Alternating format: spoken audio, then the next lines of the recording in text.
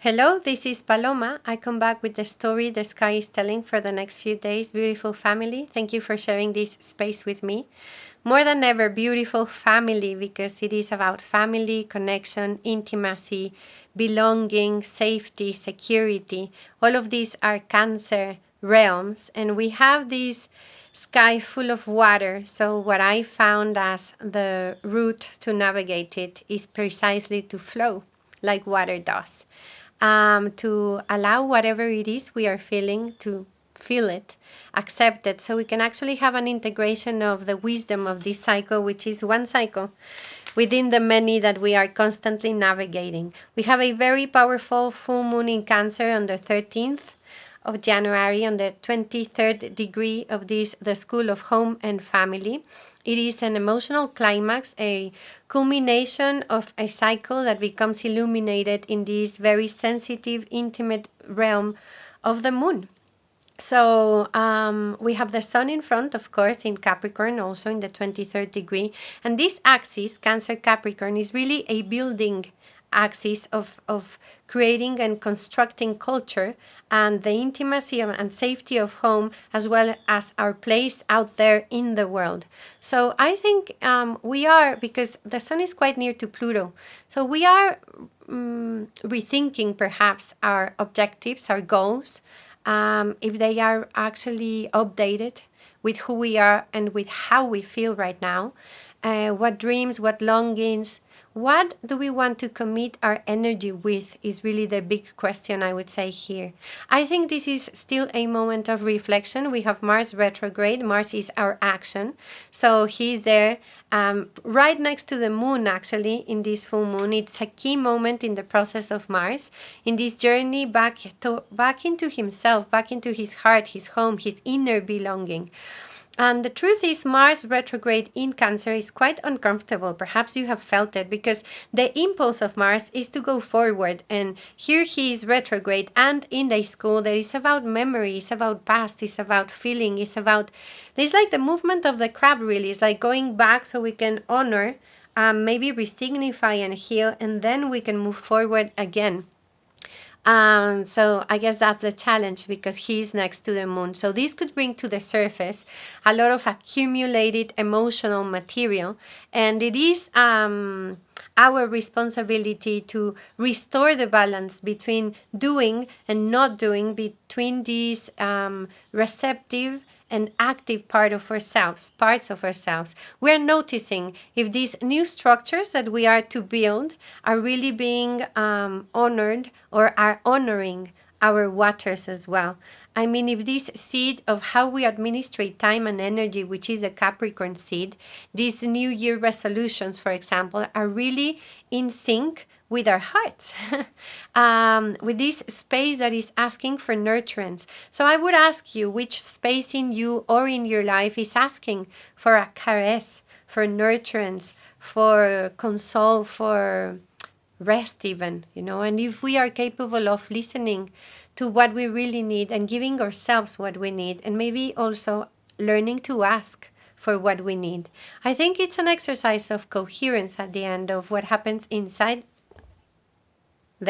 of what happens inside and what happens outside, and also about our intimate world and experiences and our more public personas out there. It's really about the mother and father inside of us, and that is a calling to restore our capacity, our communion with the inner mother and father, to reparent ourselves, basically. So the moon rules Cancer. This is a profoundly emotional moment. You can't really think your way through it or even understand it. It's about feeling, really. This moon next to Mars, and also right there in front of Pluto, there is this feeling of sometimes going back just to realize that we are not the same, or that sometimes we go back in order to properly say goodbye or let go. And there's also this sensation like when you remember, I don't know, your grandmother's garden being enormous, and then going back as a grown-up and realizing it's actually quite small. There is this sensation of resignifying history and memory so we can move forward for a more aligned place. It is a true immersion in the waters that gave us life, There's also the North Node just entered Pisces. So I think it's a reconnecting ourselves to the waters of origin, to the memory, so we can forgive, we can honor, and then move forward. I think this is still a pause, because it's also the feeling of this warrior coming into these living waters to wash himself from these wounds of some battles that we've been fighting, maybe a bit sore or nostalgic, with the longing to go back to the embrace of the love of our mother, of divine mother. There is this taking care of being extremely emotionally reactive, of course, because as I said, there could be this accumulation of emotion in our water realm or water body, and the need to decompress this, to allow these waters to flow so they don't become stagnant or poisonous. But of course, we are responsible of the way in which we choose to express this, to give a way out to all of this that is in there and needs some movement. We are in a cycle of maturity. And if Pluto perhaps there is giving death to something familiar, even traditional, and asking us to create a new way of sharing power in these spaces of connection and intimacy, there's also Uranus there, weaving this beautiful dialogue both to the moon and the sun, exactly from the 23rd degree of Tauro, assisting us to liberate patterns. He is the one who allows liberation and awakening, no? So he's there opening a door that we can choose to enter, towards more freedom, I would say. Because here we could be dealing with patterns of behavior that we inherited. We could be cleansing these patterns, even epigenetic memory that's been conditioning us, or loyalties that have strained the life of our movement, and truly going to the experience of our roots and of our ancestry like a place that can nurture us so we can flourish into our own power and destiny, versus experiencing our roots as something that is anchoring us in a way that is limiting the freedom of expression. So there's Urano there whispering gently, free yourself from the chains of familiar conditioning or cultural conditioning. Your home is the earth, Tauro. Your family is humanity and creation, Aquarius.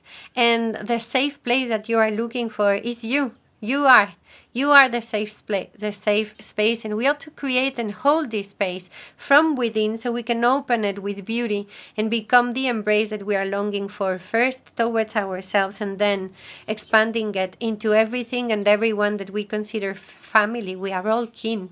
And then we can love ourselves, perhaps without possession, dependency, and in this free expression of love in action, which is for me the true frequency of Mars.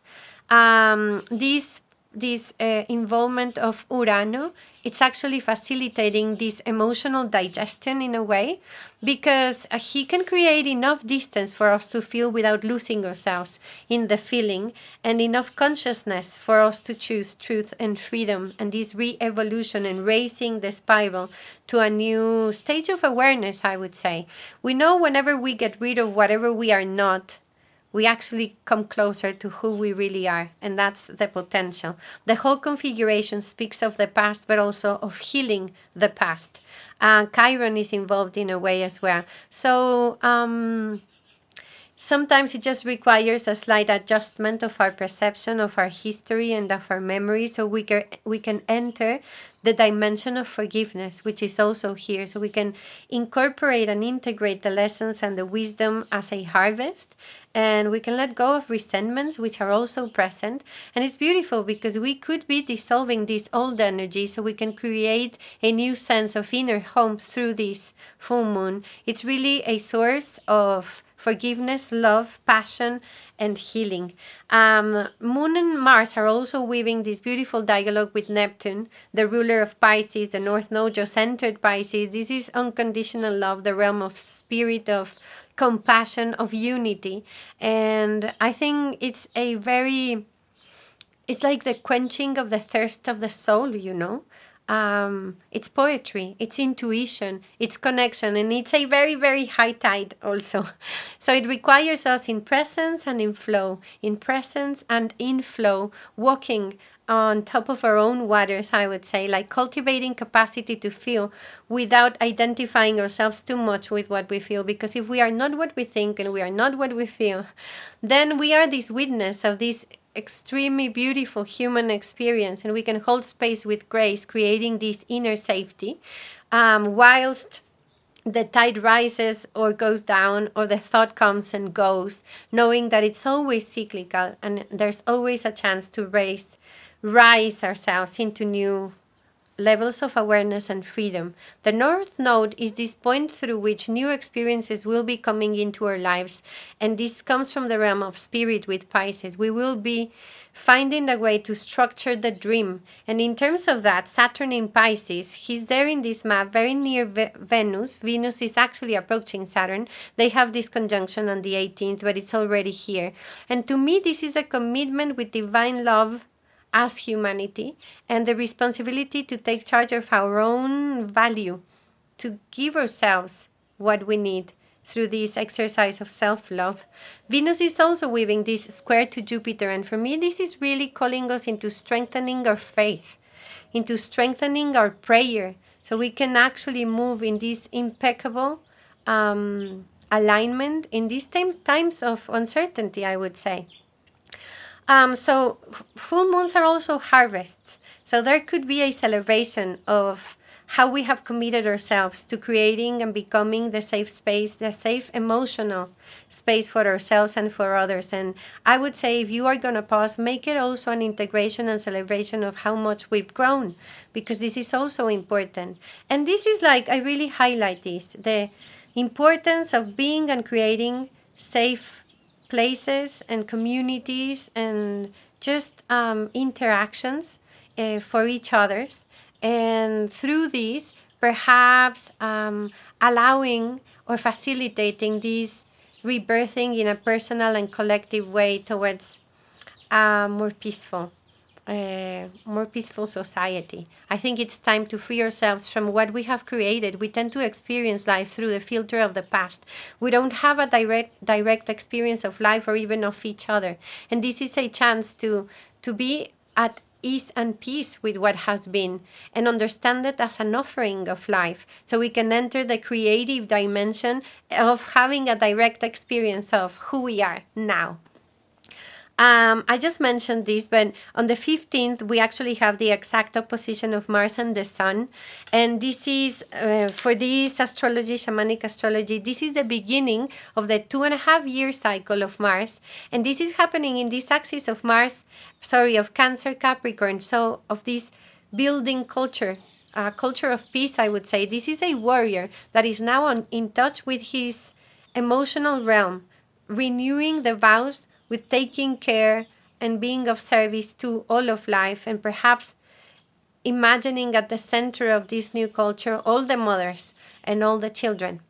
Well, dear family, the other very big subject of this week is that the nodes, as I mentioned, just shifted into Pisces-Virgo axis, and for the next 19 months we're going to be experiencing evolution through these schools of mystery and having eclipses there. We have the North Node in Pisces, which is, as I mentioned, the school of spirit, compassion, unity, and the South Node in Virgo, where we will be cleansing these demand for perfection and letting go of control, and actually retrieving, I would say, ritual and devotion into our daily lives, in attuning ourselves to divine order and reweaving ourselves into the natural rhythms of the earth and the cosmos, which is also Virgo. I am finishing this text. I have this Substack. I sometimes posted here. So I will be sharing a much longer explanation onto this within the next few days. You can check it on the community. And I will try and create an English podcast for this as well, in case you prefer to listen to it. For now, I would say my prayer is that we learn to be more compassionate with ourselves, with our story, with our process.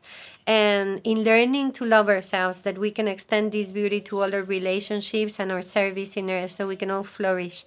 It is natural, I do want to mention, that we might be recalibrating our route. Right now, we are now incorporating emotional intelligence and intuition to those objectives we have set for ourselves. This is a new level of exercise of truth and honesty, where we can, moment by moment, connect with the truth of our will and choose from our hearts. Freedom, I hope. So that's what I have for this week. Blessed be, dear family. Thank you.